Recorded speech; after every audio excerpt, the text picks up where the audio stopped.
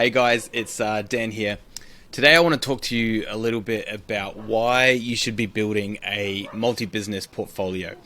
Now, the reason why I think this is really important, and I think it's a really important frame as well to be thinking about, is a lot of business owners, they get into business, they build some momentum, they start to get to that $1 million mark, and things start to get comfortable. But what often happens is because they get comfortable, they end up getting stuck in the day-to-day.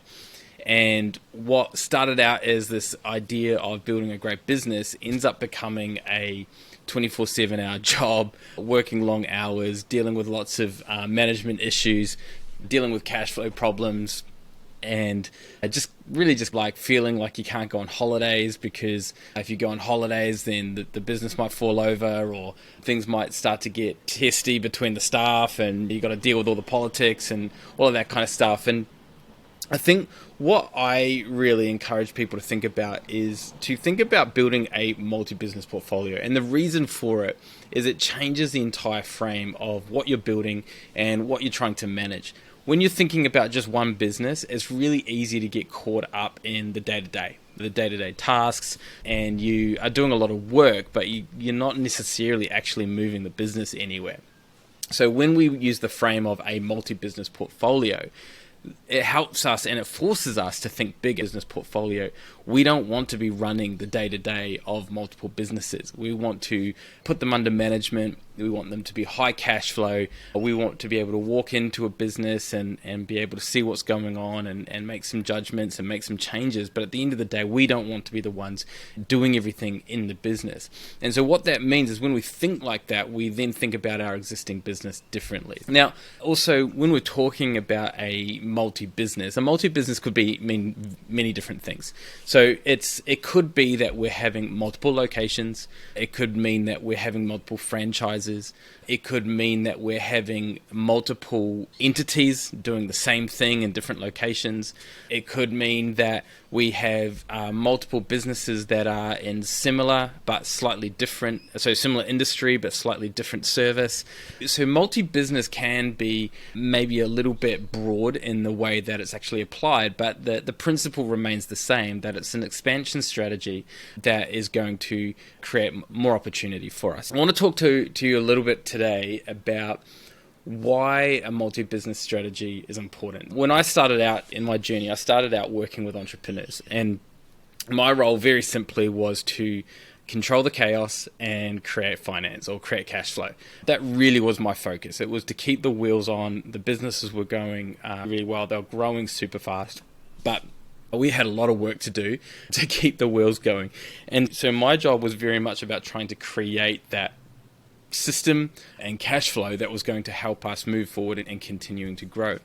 And what I noticed as I was working with a lot of these different entrepreneurs is that when they had a single business lifestyle or a single business focus, that had a very significant impact on their lifestyle, on their family life, on their work life, and on the types of work that they actually did, the tasks that they completed.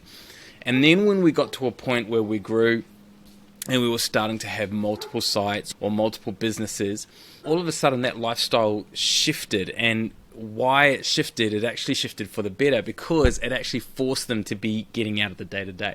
They had a bigger vision, so they weren't dealing with all the silly small issues that didn't really need their input or their involvement, and it was handed off to a management team that allowed them to take control and deal with all the day-to-day issues. And they got to focus on what I would call their zone of genius or their lane of genius. And so what happened was, beforehand they were working 60-hour weeks, they were always on, they were struggling to be present with family, they were doing a lot of work. And then as soon as we shifted away from that mindset to a multi-business mindset, all of a sudden they were working less hours.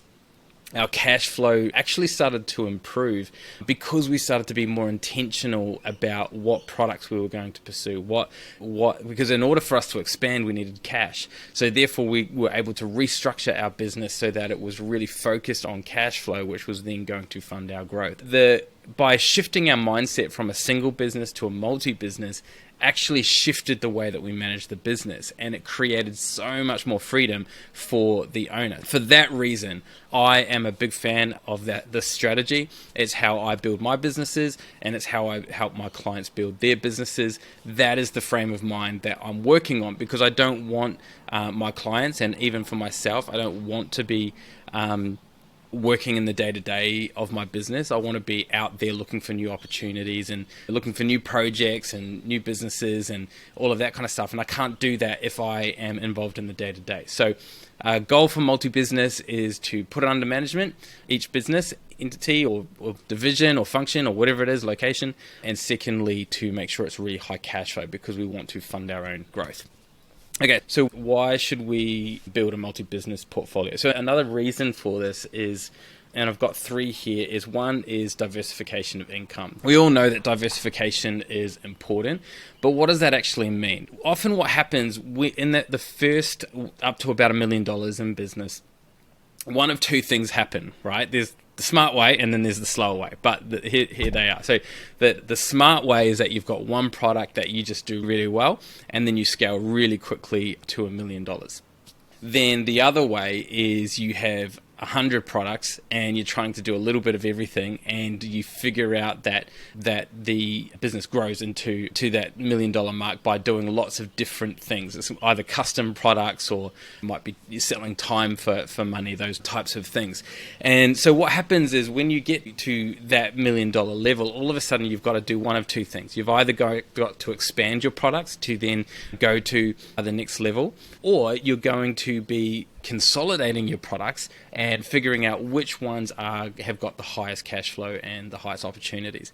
So why we do that is because if there's a downturn, having multiple streams of income and not being reliant on one stream of income is obviously going to be a really good thing. So if there's regulatory changes, or if there's economical changes, or if something happens, like there's a whole things of redundancy, making sure that if someone gets sick, that doesn't impact the services that we're providing, and those types of things. So the idea of having multiple streams of income is really important at the product level or the service level, and it's equally as important at the business level as you grow larger. So once you start to get to $5 million, you really should be thinking about the multi-business strategy and going, okay, what are the other types of businesses that are either going to expand by having multiple locations, or it could be complementary services that are going to feed off each other. And I'm going to talk about that in a moment. It's really important for us to be thinking about multiple sources of income that are really going to help us grow to that next level. So that leads into number two, is the synergy of portfolio. So one of the things that I love about multi-business portfolios is when the businesses can work together. They are working. So there's, again, going back to the different types of businesses, you've got one type which is doing the same thing in multiple locations. We can bring economies of scale to that, which means that our overheads overall are going to drop. Obviously, our GPs are going to stay relatively similar, or it might actually reduce because we have greater buyer's power, because we've got more businesses that we're purchasing for. And so we're able to negotiate better terms and better prices and so on and so forth. So the synergy between the businesses are actually going to help increase profits, increase the buying power. It's going to reduce overheads because you're going to be spreading some of those costs across multiple businesses rather than just the one business. And so that's all going to be really important. So that's the synergy of it. It's really about that the sum of all parts is greater than the individual parts in that sense. So that's number two. Number three is actually allowing the owner to operate in their zone of genius. So one of the things that is really important, this is why we put multiple businesses under management, is that it actually frees the owner up to be whatever their strongest gift is. So for some of my clients, their gift is just, they are opportunity creators. They just attract opportunities and they take action and they move it forward. But there comes a time where they have to hand it on so that they can go and look for the new opportunity. We've got to create structure for that. So the multi-business portfolio structure that we use really allows the business owners to really focus on what their lane of genius is. I love the story of Dyson, where the guy that created the Dyson, he realized that his greatest strength was not going to be leading as the CEO of the Dyson company. It was actually for him to be in the R&D department, creating more products and more opportunities and more technologies that were going to take the business to the next level. So Dyson is what it is today because he was in the R&D department, not because he was a great CEO. And when we have multiple kind of divisions or multiple locations and multiple businesses, it allows the owner to really step into that lane, which is really key. So that's why we should build, 3 reasons why we should build one. So in terms of how do we build one, I want to talk about 3 quick things. Number 1, you got to start with one business. You don't want to expand too quickly. You don't want to be running too many businesses too fast because you're just going to get distracted. There's going to be too much going on. So you do need to really focus in on one business. And once you've got that one business really humming, that it's under management and it's got really high cash flow, that becomes the foundation to then build all the other businesses upon. Most of my clients who have done this strategy have done it this way. They've started with one, they've nailed it, they've put it under management, high cash flow, and that's been the thing that really funds, one, the acquisition of new businesses, if we take that strategy, or the starting of new locations, or so on and so forth. So that's really important. The second thing we need to do is we need to leverage our existing business. So when we're going to acquire a new business, we don't want to just go out and find something completely new that's completely unrelated.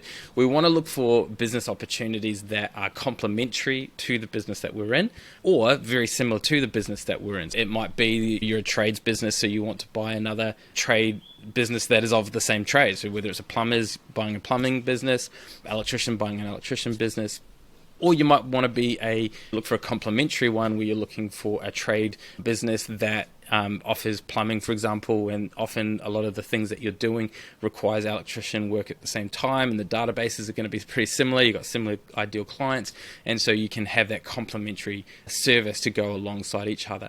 So in order to do that, though, we do need to leverage one business, and so therefore it's really important for us to be looking for opportunities that are linked to that first business.